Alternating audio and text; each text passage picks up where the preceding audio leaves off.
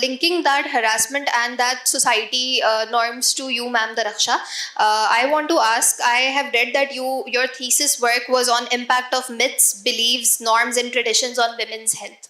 So when you were working on your thesis and then eventually you proceeded to be associated with the Legal Aid Society as a paralegal, and you conduct awareness sessions for women's rights to legal and matrimonial properties. So in your perspective, آپ کے حوالے سے جو آپ کی پوری journey رہی, اس میں آپ کے کیا سکسیزفل انیشیٹوز تھے جو آپ نے لیے اور آپ کے لیے وہ بہترین ثابت ہوئے کہ آپ جو ہیں آپ نے یہ سارے کنڈکٹ کروائے سیشنز اور اپنا تھیسس ورک کیا؟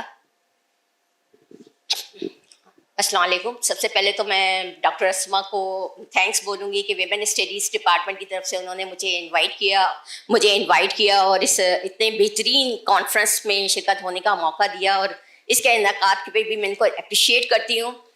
میرا کافی سارا تعارف آپ لوگوں نے کروایا. ایک تعارف میں مزید کرواتی چلوں کہ میں ایلمنائی ہوں ویمن اسٹڈیز ڈپارٹمنٹ کی, اس کی فرسٹ بیچ کی گریجویٹ بھی ہوں.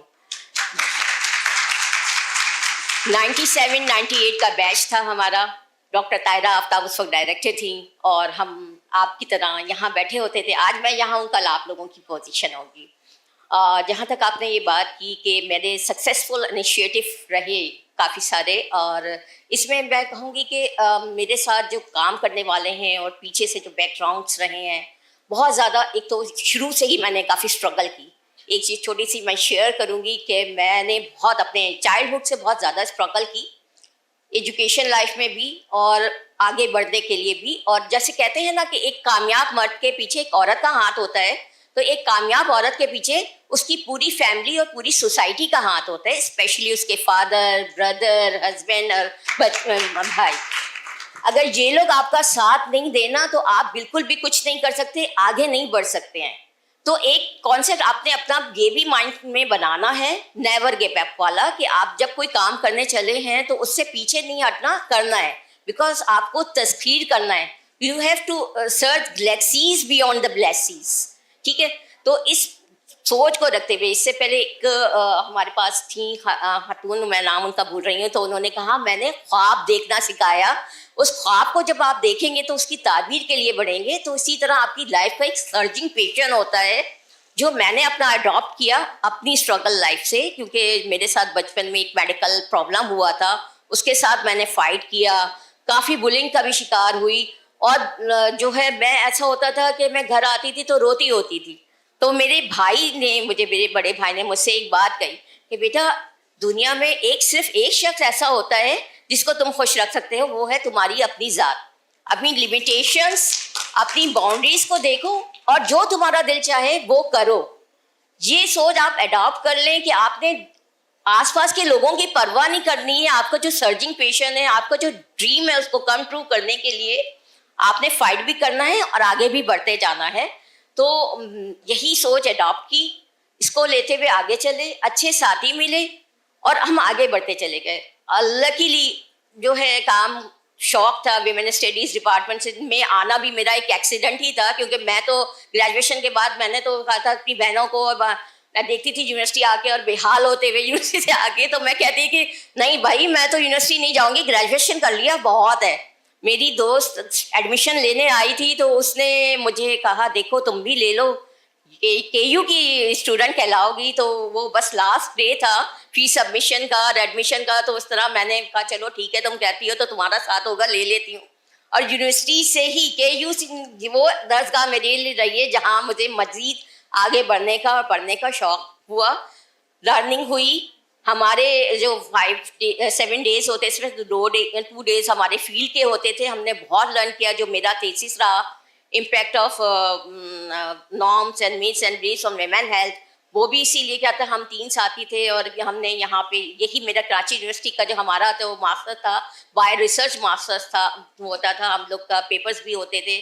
تو ہم نے جب یہ کیا اور بہت ساری جگہوں پہ ہم نے وزٹس کیے, فیلڈ میں نکلے مختلف لوگوں کو, تو خواتین کی جو حالت ہم نے دیکھی, کافی لوگوں نے بتایا بھی, تو اس کو دیکھ کے ایک اندر سے ایک چیز ہوئی کہ ہم اپنے دکھ بھول گئے. ہم اپنی جو ہماری اپنی پرابلمس تھی نا وہ کہیں دور پیچھے چلی گئی, اور یہ مائنڈ سیٹ میں آیا کہ ہمیں ان کے لیے کام کرنا ہے. وہ کرتے کرتے پڑھائی چلتے چلتے آگے ہم پروفیشنل لائف میں انٹر ہوئے. خیر میں نے ایجوکیشن سیکٹر میں بھی کام کیا, کافی عرصے میں ہمدرد یونیورسٹی میں رہی, میں نے پڑھایا بھی, اور پھر میں ایک کارپوریٹ سیکٹر میں بھی میں ایسوسیٹ ہوں. لبریکن انڈسٹری ہے جو بالکل ایک ڈفرینٹ انڈسٹری ہے فیمیل کے لیے. میں نے نہیں دیکھا کوئی اور اپنے علاوہ, ہو سکتا ہے اور بھی خواتین ہوں لبریکن انڈسٹری میں, لیکن میں ابھی تک میری کسی سے ملاقات نہیں ہوئی. اومبسمنٹ والوں کے ساتھ بھی رابطہ رہا, ان کے ساتھ بھی اویئرنیس سیشنس اٹینڈ کیے ہیں اور کروائے بھی ہیں. تو اسی طرح کرتے کرتے جو میرا ایک لائف کا سکسیزفل جو میں سمجھتی ہوں اور ایک اچیومنٹ تھی کہ وہ میں ویمن کمیشن کی ممبر بھی بنی. وہاں آ کے میں نے بہت کچھ سیکھا. ہمارے بہت سے ساتھی ہیں یہاں پہ, میری ایک ساتھی ملکہ بھی بیٹھی ہوئی ہیں, ان لوگوں سے بہت سیکھا. ہمارے سینئرز بھی رہے ہیں اور ہم سب لوگوں نے اس طرح کرتے کرتے ہم کافی ساری این جی اوز کے ساتھ ایسوسیٹ ہوئے. اس میں ایک لیگل ایک سوسائٹی بھی ہے جن کے ڈفرینٹ پروجیکٹس ہیں. یہ جسٹس ناصر اسلم زاہد کی ایک آرگنائزیشن ہے جو پورے پاکستان میں free legal aid service provide کرتی ہے. ان کا ایک پروجیکٹ ہے women right to legal and matrimonial property. تو اس کے ہم اویئرنیس سیشنس ادھر کنڈکٹ کرواتے ہیں. تو ان کا ایک موٹو بھی ہے کہ جو نیڈی خواتین ہیں ان کو free of cost legal services دیتے ہیں, جس میں ان کے لائرس اور کورٹ کی فیس بھی ان میں شامل ہے. ان کا ایک ہیلپ لائن نمبر ہے جس میں فری سجیشن دی جاتی ہے 0800 708006. اسی طرح ویمن ڈیولپمنٹ ڈپارٹمنٹ کے ساتھ ہم کرتے ہیں. پھر پودا ایک آرگنائزیشن ہے, پودا پاکستان, جو ایگریکلچر ویمن کو لے کے چلتی ہے. ان کی میں جینڈر ایکسپرٹ اور اس کی جو ہے بورڈ ممبر ہوں. ان کے ساتھ رہتے ہوئے مختلف اویئرنیس سیشن کرائے. اور ایک خوشی جو ایک ہوئی کہ جس طرح کی سیشنز میں نے کافی جگہوں پہ کروائے, اور اسپیسیفکلی سلمس ایریاز اور میم میں قطع کلامی کے لیے معافی چاہتی ہوں, ہمارے پاس وقت بہت کم میں ہے. آپ نے سکسیس کا پوچھا تھا, اسی پہ میں آ رہی ہوں. میں اس کو وہ بتاتی چلوں کہ جو ہے ابھی کچھ عرصہ پہلے رمضان سے پہلے ایک ایونٹ میں میرا جانا ہوا. وہاں مجھے ایک خاتون ملی لیاری میں نے کوئی کنڈکٹ کروایا ہوگا. وہ فشری کمیونٹی سے تھی, تو میں اس کو اس وقت تو نہیں پہچانی, لیکن وہ مجھے پہچان گئی. اس نے مجھ سے آگے کہا, میڈم آپ نے بہت اچھا ہمیں سیشنز کروائے تھے, وہاں آپ نے اپنی لائف سٹوری بھی شیئر کی تھی جس سے ہماری بہت ساری بچیاں انسپائر ہوئیں, اور جو بچیاں نہیں پڑھتی تھیں وہ پڑھنے کی طرف راغب ہوئیں, وہ ایجوکیشن کی طرف آئیں.